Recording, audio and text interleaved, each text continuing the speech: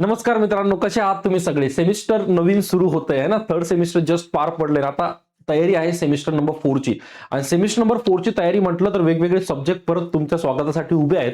आणि त्यातला एक अतिशय महत्त्वाचा सब्जेक्ट ज्याचं नाव आहे DEM, digital electronics and micro control application. याचा एक शॉर्ट रिव्ह्यू म्हणजेच काय, एक इंट्रोडक्शन व्हिडिओ मी घेऊन आलोय, ज्यामध्ये या कंप्लीट सब्जेक्ट मध्ये तुम्हाला कोणकोणत्या गोष्टी शिकायच्या आहे आणि हा सब्जेक्ट किती सोप्या पद्धतीने शिकला जाऊ शकतो याचा एक ब्रीफ ओव्हरव्ह्यू आपण आजच्या सेशनमध्ये शिकणार आहोत. विश्वास ठेवा, एकदा हे लेक्चर जेव्हा तुम्ही सुरू करणार, जेव्हा हा कोर्स जेव्हा सुरू होणार ना, तुम्हाला कोणत्याही प्रकारचं नवीन पुस्तक पाहण्याची गरज नाही, कोणत्याही प्रकारच्या नव्या गोष्टी वाचायची गरज नाही.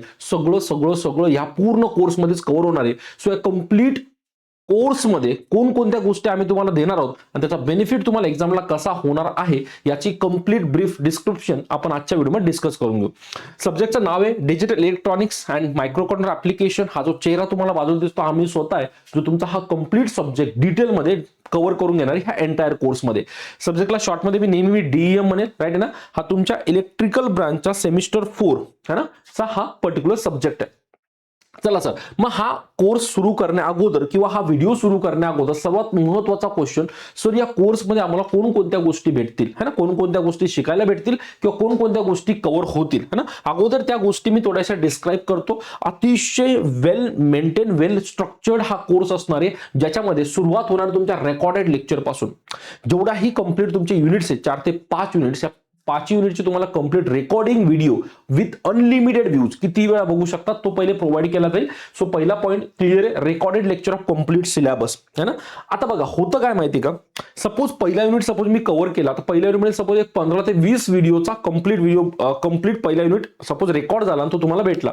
ऑब्व्हियसली जेव्हा एक्झाम नाहीये तेव्हा तुम्ही हा 15 ते 20 काय 25 व्हिडिओ बघून घेणार. पण जेव्हा एक्झाम 7-8 दिवसावर येते तो वेळ असतो रिव्हिजनचा है ना. आता या रिव्हिजन पिरियडमध्ये तुम्ही परत सगळे व्हिडिओ तर बघू शकत नाही, कारण एवढा बंच ऑफ व्हिडिओ आणि वेळ एवढी कमी, आणि त्यात एकच विषय नाही ना, बाकीचे पण विषय करायचे असतात.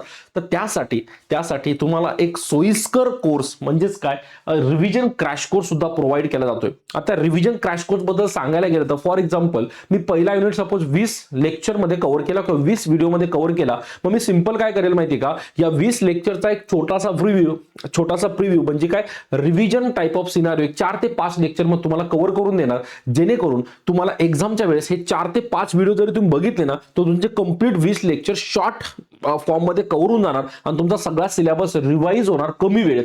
तर हा फायदा तुम्हाला होणार रिव्हिजन क्रॅश कोर्स मध्ये. हा तुम्हाला इकडे तिकडे कुठेच भेटणार नाही. ह्या पर्टिक्युलर कोर्समध्ये हा सुद्धा आम्ही तुम्हाला प्रोव्हाइड करून देतोय, जेणेकरून एक्झामच्या वेळेस सुद्धा आम्ही तुमच्या सोबत असणार आणि तुम्हाला लेक्चर कमी वेळेत जास्तीत जास्त अभ्यास करता येणार. क्लिअर आहे. एवढं सगळं झाल्यानंतर हे तर झालं व्हिडिओ बद्दलच्या गोष्टी. सर नोट्स बद्दल काय, तर जितकेही लेक्चर्स मी कंडक्ट करणार त्याच्या प्रिंटेबल PDF फॉर्मॅटमध्ये नोट्स तुम्हाला प्रोव्हाइड केल्या जाणार, ज्या तुम्ही प्रिंट मारून बघू शकता आहे ना. तर तुमच्या PDF नोट्स तर असणार, पण त्याचबरोबर आता या पर्टिक्युलर सब्जेक्टमध्ये एवढे फॉर्म्युलेज नाहीयेत ना, जे फॉर्म्युले बाकीच्या विषयामध्ये असतात. पण जरी जितके इम्पॉर्टंट गोष्टी, फॉर एक्झाम्पल तुम्हाला डिजिटल इलेक्ट्रॉनिक्स शिकायचंय, सो नंबर सिस्टमचे कन्व्हर्जन शॉर्टकट झाले, लॉजिक गेट झाले, नंतर तुमचे फ्लिप फ्लॉप झाले, काउंटर झाले, जितक्याही छोट्या मोठ्या गोष्टी, मायक्रो कंट्रोलरचे छोटे मोठे इन्स्ट्रक्शन सेट झाले, या जितक्याही शॉर्टकट नोट्स आहेत ना, या नोट्स फॉर्म्युला नोट्स तुम्हाला सुद्धा प्रोव्हाइड केल्या जाणार आहे, जेणेकरून तुमच्या गोष्टी रिवाइज होत राहतील. सो प्रिंटेबल नोट्स आहेत, पण फॉर्म्युला नोट्स सुद्धा प्रोव्हाइड केल्या जाईल. त्याचबरोबर प्रिव्हियस इयरचे प्रॉब्लेम्स आणि क्वेश्चनची जास्तीत जास्त प्रॅक्टिस करून घेणं हाच चांगला स्कोर मिळवण्याचा एकमेव तुम्हाला मार्ग असतो है ना. मग त्याच्यामुळे जास्तीत जास्त क्वेश्चन्स प्रॅक्टिस करावेच लागतात जर तुम्हाला एक्झामला बऱ्यापैकी फेस करायचं असेल. आणि त्यासाठी तुमच्यासाठी आम्ही व्हेरी इम्पॉर्टंट प्रॅक्टिस पेपर्स आहे ना, हे ड्युरिंग द सेशन चालूच राहणार. जेव्हाही तुम्ही कोणताही व्हिडिओ आमचा बघणार ना, त्याच्यामध्ये आम्ही प्रॅक्टिस पेपरचा सेशन तुमच्या समोर ठेवू की हा युनिट आहे, याच्यामध्ये हे क्वेश्चन तुम्हाला प्रॅक्टिस करायचे. क्लासमध्ये तर प्रॅक्टिस करून घेऊच, पण त्याचबरोबर होमवर्कला सुद्धा तुम्हाला आम्ही ते क्वेश्चन देऊ आणि नेक्स्ट लेक्चरमध्ये ते क्वेश्चनचे आन्सर सुद्धा घेऊन येऊ, जेणेकरून जास्तीत जास्त क्वेश्चन एंटायर कोर्समध्ये आम्ही प्रॅक्टिस करून घेण्यात येईल तुमची परीक्षेला हेल्प होण्यासाठी. प्रिव्हियस इयर क्वेश्चन पेपर्स अतिशय महत्वाचे आहे. मागच्या वर्षी एक्झामला आलेले सगळेच्या सगळे क्वेश्चन्स या कोर्समध्ये कव्हर होतील, जेणेकरून परीक्षेला जे इम्पॉर्टंट क्वेश्चन्स कोणताही क्वेश्चन तुमचा मिस होणार नाही, त्याची काळजी या क्वेश्चन मध्ये घेतले. आणि ऍट द लास्ट जेव्हा एक्झामचे तुमचा हॉल तिकीट वगैरे येऊन जातं, शेवटचे जे 7-8 दिवस असतात तेव्हा इम्पॉर्टंट क्वेश्चन बँक तुम्हाला दिली जाईल, ज्याच्यातून मोस्ट ऑफ जास्तीत जास्त 60 ते 70% किंवा more than that question as it is तुम्हाला भेटतील ना. एक्झॅक्ट मॅथ्स तर कोणीच देऊ शकत नाही, आपण परमेश्वर नाही आहोत, पण 60 ते 70% definitely question as it is एक्झामला पडतील, जेणेकरून तुम्हाला त्या पिरियडमध्ये कोणत्या गोष्टी वाचाव्यात आणि कोणत्या गोष्टी आता बाजूला ठेवाव्यात याचे क्लिअर पिक्चर हा इम्पॉर्टंट क्वेश्चन बँक तुम्हाला देऊन देईल. हे झालं कंप्लीट सिलेबस, कंप्लीट कोर्स बद्दलच्या गोष्टी, काय काय भेटणार आहे, कसं भेटणार आहे. पण जर हा कोर्स घ्यायचा असेल तर काय करावं लागेल, तर विनी ट्युटोरियल हे ऍप्लिकेशन तुम्हाला डाउनलोड करायचं आहे ना. हे ऍप्लिकेशन प्ले स्टोअरला फ्री मध्ये अवेलेबल आहे. प्ले स्टोअरला जायचं, विनी VINEET ट्युटोरियल्स है ना, TUTORIALS है ना, विनी ट्युटोरियल्स टाकायचं, डाउनलोड करायचं. ऍप्लिकेशन डाउनलोड केलं की तुम्हाला हा कोर्स तिथून बाय करता येईल. काही क्वेरी असेल तिथे कॉन्टॅक्ट नंबर दिले, तुम्ही कॉल करून तुमच्या क्वेरी, जसं प्राइस काय असेल, बाकीच्या गोष्टी ज्या पण तुम्हाला डिस्कस करायचं तुम्ही डिस्कस करू शकतात. आणि एकदा का कोर्स बाय केला की हा सगळा कंटेंट तुमच्यासाठी अनलॉक होऊन जाईल, सगळ्या फॅसिलिटी तुमच्यासाठी अनलॉक होऊन जाईल, जिथे तुम्ही स्टडी करून बाकीच्या गोष्टी सुद्धा काय करू शकतात, स्टडी करू शकतात. आता बघा, हे तर झालं ओव्हरऑल कोर्स बद्दलच्या गोष्टी. पण सर याच्यामध्ये कोणकोणते सब्जेक्ट किती किती मार्क्सला विचारले गेलेत याची पण एक थोडीशी स्टडी करून घेऊ. तर बघा, कंप्लीट सिलेबस मध्ये टोटल 5 युनिट आहे सर, है ना. आणि हा तुमचा कंप्लीट थेरी विषय असेल. थेरी म्हणजे थेरी प्लस प्रॅक्टिकल दोन्ही असणार आहे. पण मी जे तुम्हाला कव्हर करणार, थेरी कव्हर करणार आहे. थेरीला तुमच्या जवळजवळ 70 मार्क आणि प्रॅक्टिकलला 30 असा 100 मार्काचा कंबाईन विषय जातो. आणि या 70 मार्काची शाश्वती मी स्वतः घेणार आहे. याच्यामध्ये बघा, याचं सब्जेक्टचं नाव आहे ना डिजिटल इलेक्ट्रॉनिक्स. सो पहिले जे 2 युनिट आहे यांनी फोकस केलं तुमच्या डिजिटल इलेक्ट्रॉनिक्सला. इथे आपण पूर्ण डिजिटल इलेक्ट्रॉनिक्स काय असतो बघणार आहे आणि हे बेसिक तुमच्या मायक्रो कंट्रोलरसाठी असणार आहे. आणि पुढचे जे 3 युनिट आहे ते आपण फक्त एकच कंट्रोलर शिकणार, ज्याचं नाव आहे 8051 मायक्रो कंट्रोलर. मग त्याच्यामध्ये त्याचं आर्किटेक्चर झालं, त्याचं इन्स्ट्रक्शन सेट झाले, प्रोग्रामिंग झाली, इंटरफेसिंग झाली, या सगळ्या गोष्टी बाकीच्या युनिट कव्हर होणार. तर बघा, 1 बाय 1 जातो मी. पहिलाच युनिट जो काय number system and logic gate, अतिशय महत्वाचा टॉपिक आहे. 16 मार्काला हा कव्हर होतो आणि याच्यातून मोस्ट ऑफ दी क्वेश्चन्स तुम्हाला एक्झामला दिसणार आहे. 2 मार्काचे पण, 4 मार्काचे पण, 6 मार्काचे पण, कारण 16 मार्क म्हणजे सगळ्या गोष्टी ऑटोमॅटिकली तुमच्या डोळ्यासमोर असणार. नंतर डिजिटल लॉजिक सर्किट, हा पण एक अतिशय महत्वाचा टॉपिक आहे. त्याच्यामध्ये परत डिजिटलचे वेगवेगळे लॉजिक सर्किट आहे. मग तुमचे कॉम्बिनेशनल सर्किट झाले, सिक्वेन्शियल सर्किट झाले. कॉम्बिनेशनल मध्ये तुमचे है ना काय म्हणतात मल्टिप्लेक्सर वगैरे सारख्या गोष्टी आहे. नंतर तुमचा ऍडर आहे, सबस्ट्रॅक्टर आहे, बाकी ज्या बारीक बारीक गोष्टी त्या इकडे कव्हर होतील. सिक्वेन्शियल सर्किट सुद्धा एक थोडं त्याच्यामध्ये मेमरी युनिट सारख्या गोष्टी कव्हर होतील, है ना. ओव्हरऑल फक्त सब्जेक्टचं इंट्रोडक्शन घेऊन घ्या, बाकी डेप मध्ये तर आपण शिकणार आहोतच, काहीच डोक्याला ताण घ्यायचा नाही. तर हा सेकंड युनिट तुम्हाला पडणार आहे 14 मार्काला. तर बघा, जो सब्जेक्टचं नाव आहे डिजिटल इलेक्ट्रॉनिक्स है ना, 16 20 आणि 10 30, हा दोन्ही मिळून तुमचे कंप्लीट किती मार्क्स कव्हर होतात, 30 मार्क्स कव्हर होतात.